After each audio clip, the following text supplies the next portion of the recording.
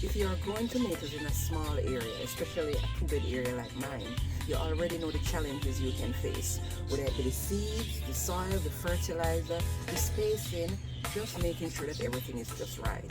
So why would you plant things that inflict more damage and help you to produce less than you really want, okay? So today I'm going to be telling you 6 plants, 6 crops that you should think twice about planting around your tomatoes, and this will help you to have an even bigger harvest, okay? Let's get into it.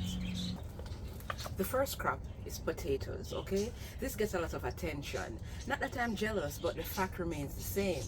Potatoes are crops that you must have the space for, and when I say the space underground, okay? You plant something like this. Yes, this one has an eye already. I don't know if you can see it, but you plant it, you see growth above, but the main thing for these produce is underneath, okay? The root system requires it to be vast, okay?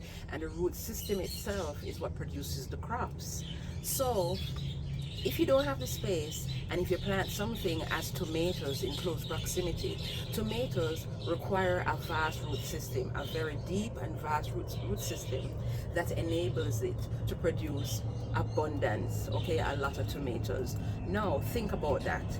One crop that requires vast root system underneath so it can produce at its best above ground, and the potatoes that requires a vast root system underground to produce at its best underneath there. That is competition by proximity underground, okay? So that will definitely produce conflict. Your garden won't strive, you know. Those crops, yeah, they will produce, but not as best. So my advice is, if you have the space, go for it. But for someone like me and for other gardeners, you know, a small space, doing their best with what they have, especially if it is this tiny, maximize, be strategic, and know how and where you plant. So that is it, okay? The next one I'll be moving on to cabbage and other brassicas, okay? Brassicas, that whole family, they are really good, but they might take up a vast amount of space above ground, or they can spread, they look beautiful, and they will give you the produce that you want. However, when planted in close proximity to something like tomatoes, the leaves of the cabbage can get bigger, of course, that is what is the produce itself, and the tomato plants can grow so vast and tall, especially if it's an indeterminate type. And now you have leaves overlapping, air flow and air space competition, because there is less, and that constricts the cabbages themselves and constricts the tomatoes themselves. So both will produce less, and the cabbages won't expand as much as they want, and because the tomatoes are now constricted, they won't produce as much as you expect, okay? So the whole brassica family, take that into consideration. Determine your spacing and be strategic about it, and that will work out for you, okay? Especially in a small area like this. Let's move on. Fennel. Fennel is another plant that I never had in my space. Not that I don't like it, but of course I have to work with what I have. Now, when you have a nice tiny plant, something that starts out so cute and tiny, this looks good and it is very appealing, so you will be tempted to plant things closely together, just imagining how things are now. But for the future, fennel is one that once it is established itself and it gets large, those branches get so big, especially when it starts to blossom. It gets so big, and what happens now is competition above ground in terms of proximity to the tomatoes.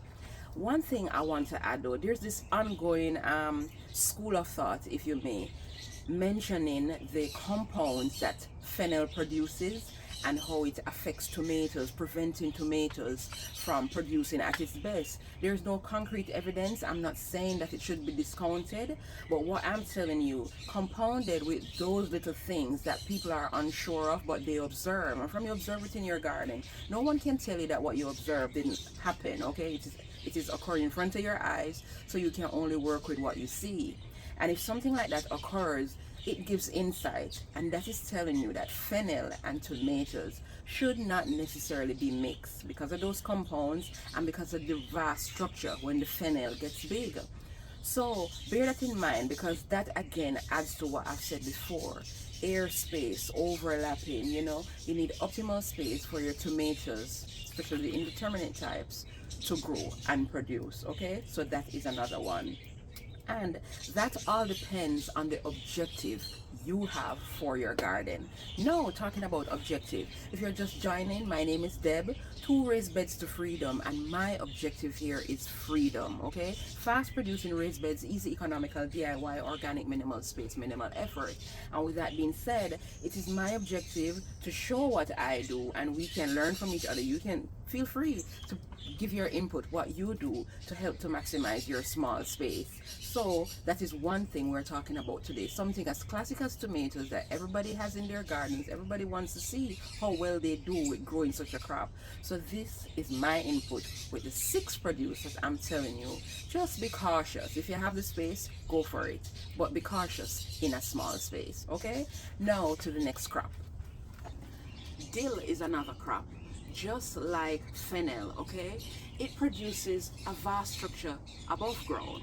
Now the distinction with dill though that I like about it, once established, it can definitely bring benefit to your space, such as pollinators, because when it blooms, it attracts a lot of pollinators, which is good because you want that to help with the other produce you have. However, the thing with dill, once mature, the branches are vast, it creates shade, you understand, it creates its own microclimate for produce that you may just have underneath it, okay, which might not be beneficial for what is there. So that is another point. Because of proximity, it creates conflict for your tomato plant. So bear that in mind. Dill, this is a very good one. I intend to have that in my garden, but what I plan to do is to put it in its dedicated pot. Okay, so that will definitely help you and help your gardening space, of course, to attract pollinators, to help with pests as well. Okay, but not to cramp the growth of other produce, and in this case tomatoes. All right, now I'm moving on to number 5. Please stick around for number 6, because number 6 is my absolute no-go. The others on this list, yes, you can plant, but be strategic, especially depending on the space that you have. But number 6 in a tiny space is an absolute no for me. So let's move on to number 5. Asparagus. I have mentioned this before in a previous video, what to plant in a small space. But asparagus is one. What you need to know about asparagus is a perennial, meaning you plant it, it doesn't go away. It will come back, it will bounce back every time. It is very strong. Now, for tomatoes, which is more or less a seasonal plant, you might want to move the areas where you have your tomatoes in your small space. You might want to shift from bed 1 over to bed 2, just as myself, moving things around as the season go on and what you see is working best. Now, asparagus is a very vast, it consists of a very vast root system. And that root system is what produces the produce above ground, which is good. It never dies. You'll plant something right here and then it springs up way down there, over there. There are a lot more asparagus than you bargained for. Just imagine a crop like that disrupting the root system of a tomato, okay? Remember, the tomato requires a deep system. Tomato requires a stable system. And once that happens, then you will have good harvest. But if you have a produce like asparagus, where it is sprouting up left, right, and center, it is navigating its own path, because that is what makes it produce at its best. That is what it does. You can't stop that. But just know, something like that is not fitting for my 4x2x2 beds, so I won't do it. As much as I like to put asparagus on the grill, I like to eat it, with my chicken, whatever I'm doing, it is good and it is healthy. But for my space, it is a no. You understand? And you cannot constrict something like that to a pot, no matter what size pot you have. It needs the streets. It must head out, okay? And once it heads out, that is how it grows and produces. So just take such small things into consideration. So asparagus is a no-go for me. The other one, my last producer that I'll be telling you that I would never, and I wouldn't suggest it for you either unless you have the space.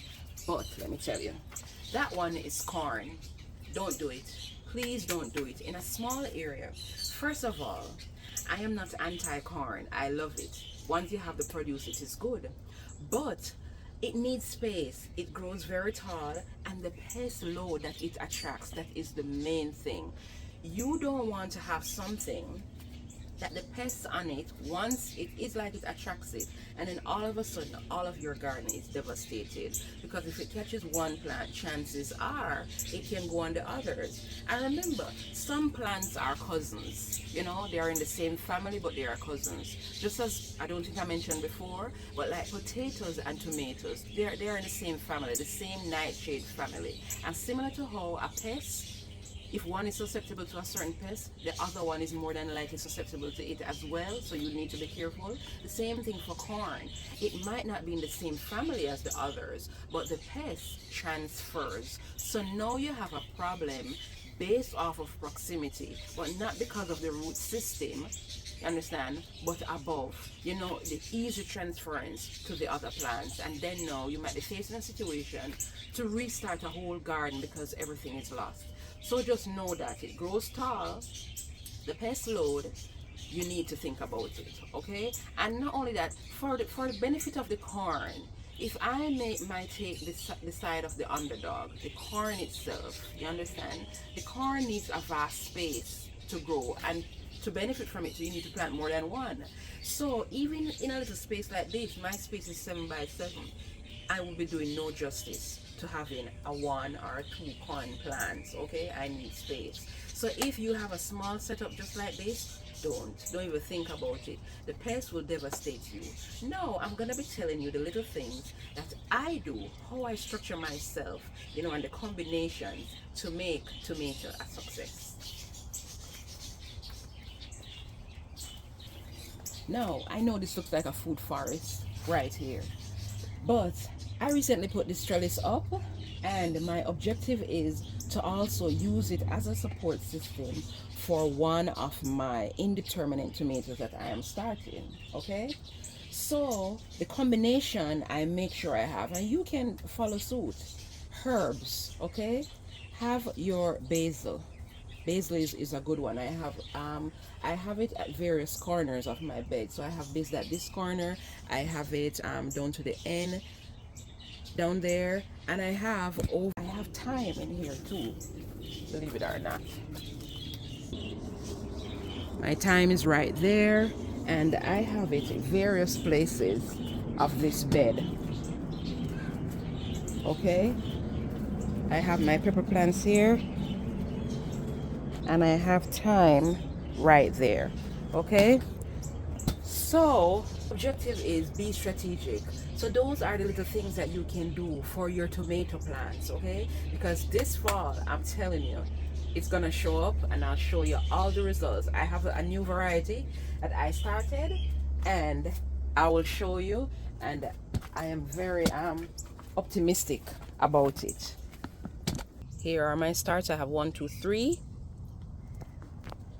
So I'm looking forward to those, okay? So Deb here with another one. I will be showing you my my garden tour next, that is coming up, so please feel free, if it's already up, to check it out. And check out my companion plants video. That might be one that you may want to check out, and this relates to pests, what you can plant together to help with your pest load, okay? So that's it from me today. Stick around, subscribe, sign up, follow, and we are going together, harvest together, and making strides, okay? So see you in the next one. Bye.